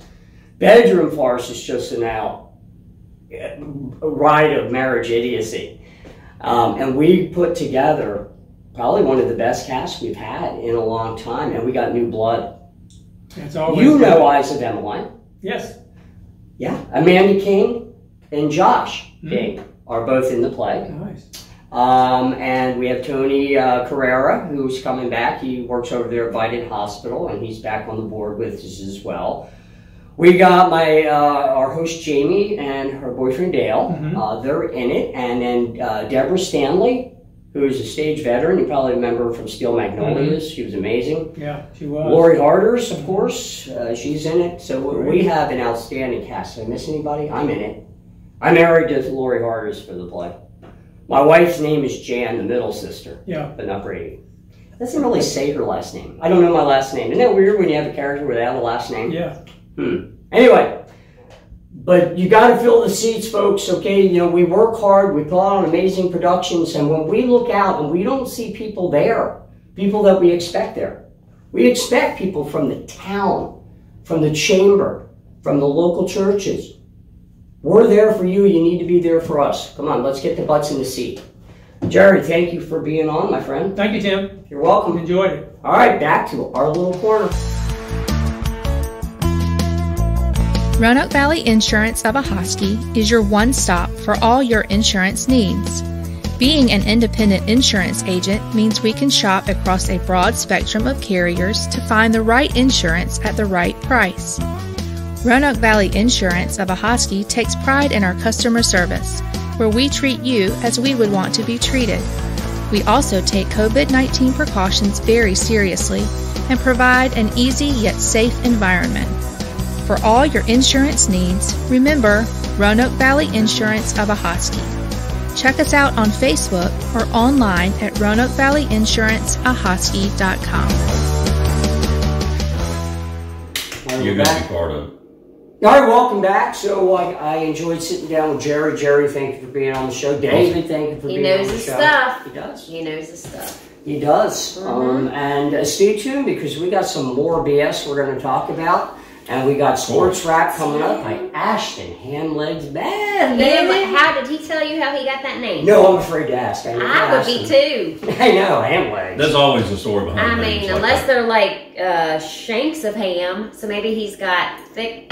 Well, he does. He's a thick-legged kid. Hamlegs is way better. Looks like he could run me over. Right? Like, he could be a running back. I know he played football. Oh, Timothy, I could run you over. Yeah, you could try.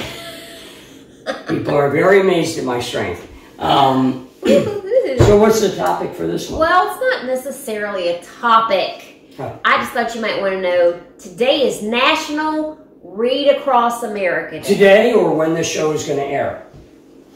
March 2nd is National Read Across America Day, which they always coincide with the birthday of Dr. Seuss. So hop in your DeLorean and go back a day. And you're so one thing I've got to say on this, it seems like that everything, no matter what it is these days, has a holiday. All right, we had Margarita Day, Love Your Dog Day, Read Across America Day. Everything has kind of a national holiday. Yep. It seems like that after a while, everything's going to be a national holiday.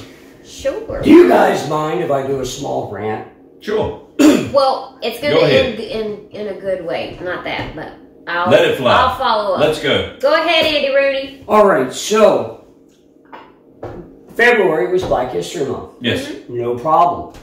Now, mainstream media makes it seem like every month is Black History Month, and that kind of annoys me because I'm Irish. I'm proud of my heritage. I read a lot of books and folklore. I study. I read about the history of Ireland. Just as any nationality should be proud of themselves and keep their flavor and their culture alive because, you know, that kind of diversity is good. Too much diversity with opinions is bad. But, you know, this is Irish Month. It is? But nobody cares. So we celebrate St. Patrick's Day. It's just the day everybody gets But it's still, why isn't this Irish Month? What's wrong with the Irish? Don't we get a day or two? Are you mainstream media people not going to give us any love? Why is it just Women Month?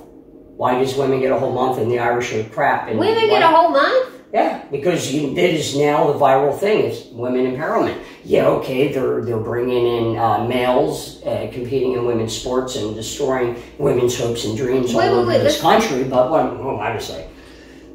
We get a month? Well, so it would seem. If you go on Hulu, it's Women's Month. I didn't know either. Nothing Irish. Nothing we don't against need a women. whole month. We just need a couple hours to ourselves. We don't need a whole month. Some women may say that, but I'm low maintenance. Although I have been described as low maintenance. You think you're low maintenance, but you're actually high maintenance. But I don't think that. Anyways, I'm not getting high maintenance out of you, so I don't know. Good. Then we'll go with that. No. But I'm the lowest form of maintenance you could. But you know what? I'm going to say this. Roll them out. Right. Let's put it this way. You, low maintenance with great taste. Thank you, dude. I appreciate you too. There we go. No, he was talking to me. No, he wasn't. So not. Oh. Anyways, he's so low maintenance, great taste. It's because I gave him free gin. It's good gin. So good. Oh yay. I'm like the modern. So listen, what I did. All right, what did you do? In honor of Dr. Seuss's birthday, not National Read Across America. Oh my God, Dr. Seuss is real? Yeah, I don't know his real name. Oh. But I made a Dr. Seuss rhyme. Oh, sweet, here it is. Yeah, you ready? All right, you sparked my curiosity. Is Dr. Seuss real? Don't know his real name. All right. We're going to look it up while you're talking about look it up. While I do my little Dr. Seuss nod. Okay? We ready? I am. Trouble, trouble everywhere and no relief around. Gas and food, they cost too much. This sure does cause a frown. Pandemic woes and talks of war. What should a human do? Well, since I'm one and know some stuff, I'll share with you a few. Love your neighbor as yourself and make sure they're okay. Say kind words to friends alike. No, not tomorrow, today. I agree. Take care of those who cannot do the stuff that you might can. This will assure that love will win. Ask me, I'm a super huge fan. Educate yourself on happenings of current and of past. Be mindful in thought and action too, to make sure you will last. One last note I'd like to share. Hush up, it won't take long. Love Jesus, love others, and yourself, and never ever wear a thong. I disagree with the last part. I knew you were going to say that. It keeps you from itching, I'm telling you. It causes itching. No. Ask a gynecologist. I don't care about a gynecologist. I don't have the same plumbing down there. It helps me not itch. Well, anyway, we were discussing Dr. Seuss's real name. Yes. Okay, Theodore Seuss Giselle. Is he German? He was French? born in Springfield, Massachusetts. Oh. What a I think he's letdown. still German. Well, Hey. let's see. All right, is an American children's author. Okay, let's see. You mean 9? 9! The adopted name Dr. Seuss was an undergraduate at Dartmouth College as a graduate student at Lincoln College, Oxford. Okay? So, the guy actually he traveled. There you He go, was born in Dr. Seuss 1900. it is. Born March 2nd, 1904. Oh, yeah, Springfield, today. Happy No, not birthday, today. Yesterday. March 2nd. Happy birthday yesterday. He made positive contributions. So he would have to been the 98 world, today. Isn't he trying to be As canceled? should we. No, Isn't no, Dr. I'm Seuss- 98. Some What am I people talking were about? with No, no, no. older That was books. 1904. He would have been, today, he would have been, Math, math, math, math, math. he would have been 118 years old. Well, he was 87 when he died in 91. Do it real quick, Tony. But I'm saying he Head would math. have been 118 years old. Listen, if that is how I had to get an A in math, Today. I would have done it. He would have been 118 years old today. You know what? And the Bible says, God, after Noah and everything, he said he would never let anybody live past 120. Who would want to, I'm not sure, but You mean that actually I'm having a hard stated time in the with Bible? 46. Yeah. Why am I not remembering that? I don't know, Timothy. I I will find that. You know what? That's what I'll do for you next week. I'll find the chapter and the verse and let you know. Whatever. Because I'm thoughtful like that. She's thoughtful, all right. Like that. That's like a... Well, it's, it's something Feline. because I've actually read that book cover to cover twice, and it's so much in there that you. Oh, I've read it twice too, and yeah. It's You hard go to back remember. around. It's hard to remember a lot of what you read. I mean, Just read the book of Ezra and nothing else. well, It's the smallest book The of the thing- Bible, right? well, here's the thing Yeah, for me. skip numbers. I though. believe that there are actually. Blows. I believe there's actually other books that are not included in the actual Bible itself. I mean, you got the Book of Enoch, you got several books of the New Testament Mm-hmm. that were put in there, and then everybody wants you to read the Book of Mormon. Read the Book of Mormon. I don't I'm not want to quite watch. buying that. One is more than enough. That's what I'd always thought. Why would you want more than one Oh woman my God. under the house? Could you imagine the nagging? With Well, no you know what end? that would be like. Just You know what? Think about this. If you had alone. if you had so many wives, you'd be like, you know what? I'm going to hang out with whichever one of you is in a good mood. The rest of you can go shopping. I don't Dismiss. care what kind of arrangement you got. If you got multiple women involved with one man, they gonna be jealous. Well, On you some know, level. it's natural On some human. level. It's natural human nature. I It don't- will happen. But just I- have a lottery every month. Come on, girls, pick a stick. You know, but polygamy was only talked about in the Old Testament, not the New Testament, that I could find. So I don't think, no, you can't give 100% to multiple women. You can can't. give 100% to one woman. You can. No, but you can't. But I said you can give 100% to one woman, but you Yes. can't to multiple. Nope. Because Nope. you're gonna. Nope. It is impossible. If you ask several guys out there, I know several guys consider themselves players, as they say, Player. and they run themselves crazy. They do, trying to satisfy multiple girlfriends. You and I know one in particular. Oh yeah. And yeah, I mean, I don't even know how we can deal with it all. Or does. why would you want to? I guess, I mean, I don't even want to deal with myself.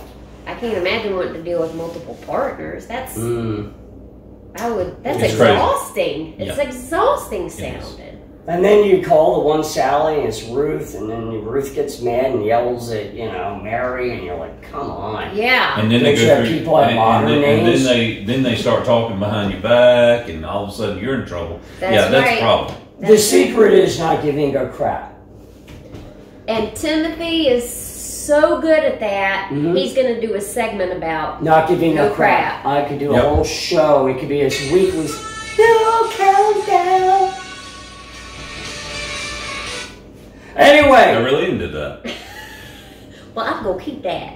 here's our sports wrap with Ashton Hamlegs Bass. And if you want to catch his whole show, it's Thursday nights at 7 on radio. And it is released at 8 o'clock That's on video. right. So, Give up Jeopardy or Wheel of Fortune for I did when Alex Trebek does. legs. well, the nice thing is you can pause bars, go take a poo-poo, watch a half-hour show, and come back, and it's right where it was, when you left. But wash your hands before you pick the remote. Please do. Yes, definitely. And Thank stop biting on it or licking the remote. That's weird, people. Do you realize that? Here's Sports Wrap with Do Ashton. you realize that's only you?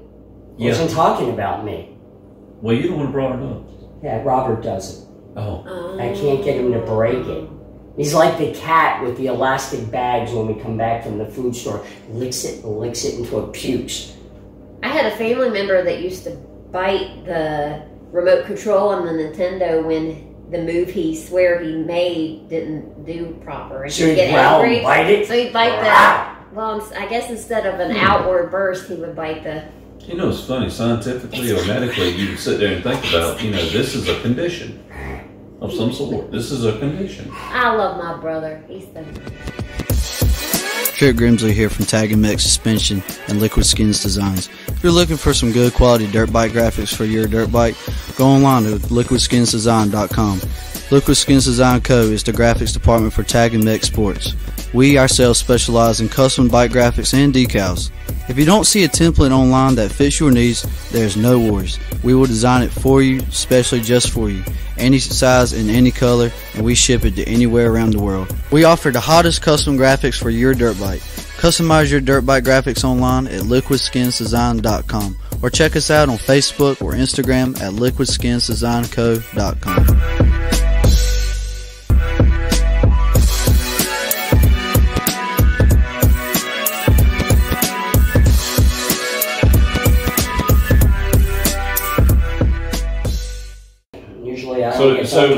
All right, I got a question. All right. It's true.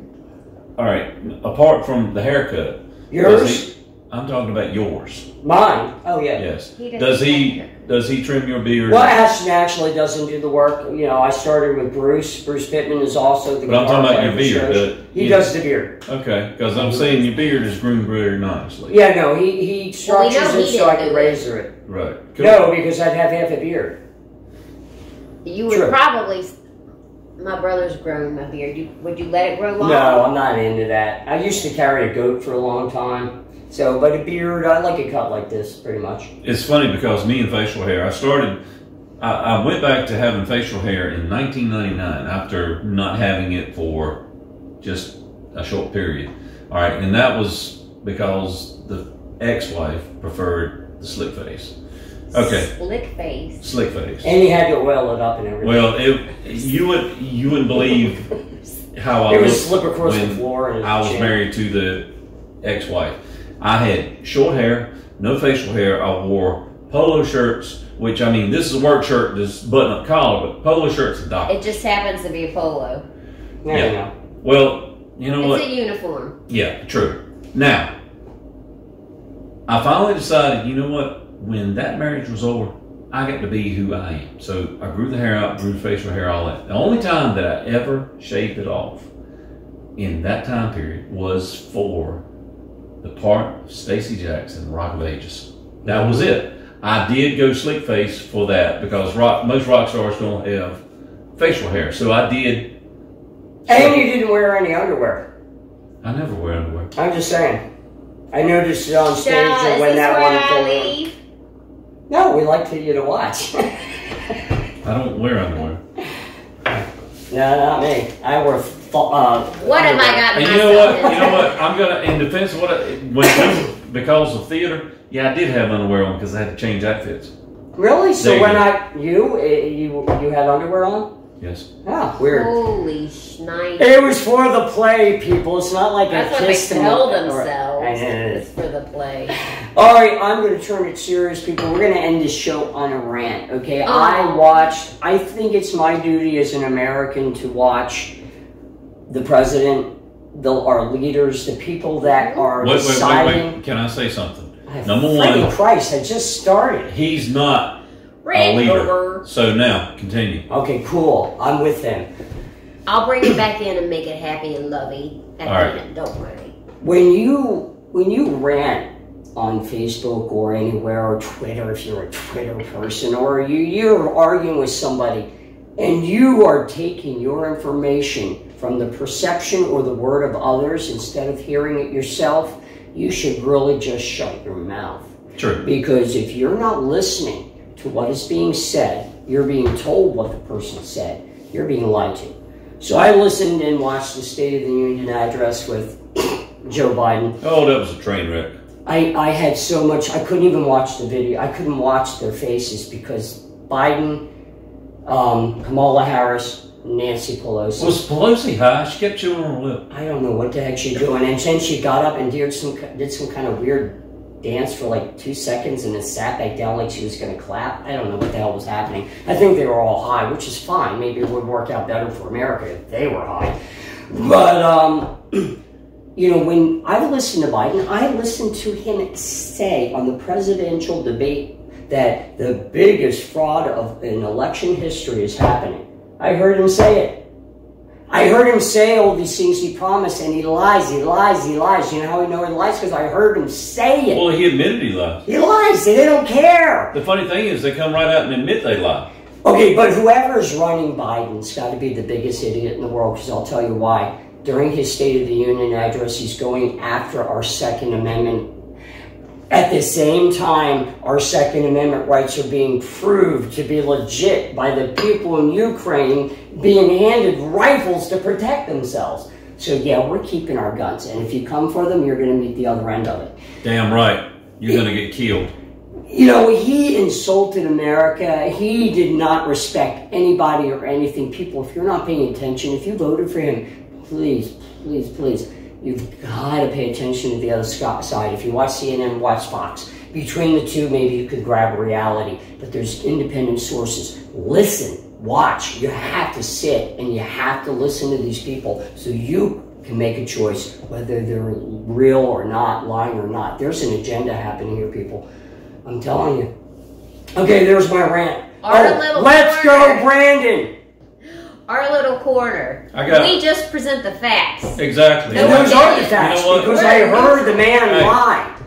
I'm going to give you a free public service announcement. If you voted for Biden, find your nearest cliff and jump off of it. Damn, we went down the rabbit hole that we weren't going to go down. I asked nicely. All did. Ignore him. No, I didn't. I asked for Democratic voters to research for themselves. I didn't say jump off a cliff. We're a little pissed with you because you keep voting Democrat. It's not about the label. It's about. Okay, I went down the rabbit hole. You're right. I did. One boo. But it came out real fast after you said. Okay.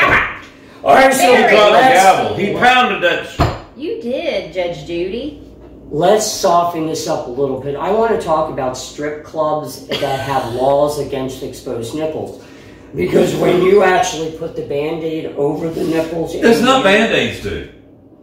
Or electrical tape, duct tape, monkey glue. I don't care what you put on there. Are you just saying boobs to get the viewers back? Maybe. But have you ever been to a topless strip club that have tassel walls? No. It looks like somebody removed their areolas and their nipples and their boobs without anything. It's like a face without eyes. So a mannequin. Yeah.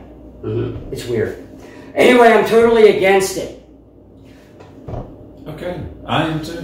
Good. All right, so what have I been watching? I finished the book of Boba Fett, by the way. I enjoyed the series very much. I know it's Star Wars, and if you really like the Star Wars core, like, you know, I do like Luke Sky Wars. Yeah. Luke Skywalker. They animated him back in where he comes and gets Baby Yoda and all that stuff.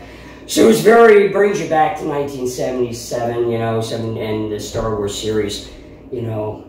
So I enjoyed it. Okay. Well, 70s is very big now this season, especially with clothes. All right, since you're talking about sci-fi that you watch, okay. So I am keeping up with the series that I never gave it any real notoriety because it was the derivative of the original. All right. 1983? No. I've always been a Star Trek fan. Okay, I like Star Wars, I do. I'm a Star Wars fan, but I've always been a Star Trek fan. I like it equally, but I lean towards Star Wars. Anyway, you know, Star Trek started back in the 60s, and then in the late 70s when the sci-fi really took off.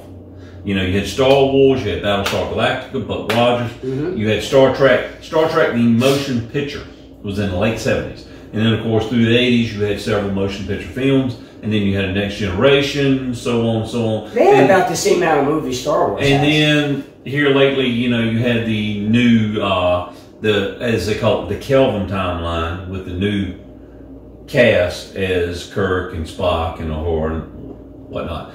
But I've been following a series called Star Trek Enterprise, where it took place basically 100 years before anything of the crew with Captain Kirk. So the past future. Oh, for Pike years? No, it was Captain Archer of the original, and what they're talking about, the first Starship Enterprise. To death. I mean, she's like, we're captivating women across the nation. Because I'm just waiting to talk about strawberry shortcake or something like So instead of Mom's little baby likes shortening. So instead of Star Trek NCC 1701, you had the Enterprise 902 NX-01. So you had a ship, but it was well before the time of that, and it shows a lot of how humans came from just in 100 years of being, you know, as we are now, to exploring the stars. Well, look where It's we've really come cool. in 100 years. We've gone from barbaric to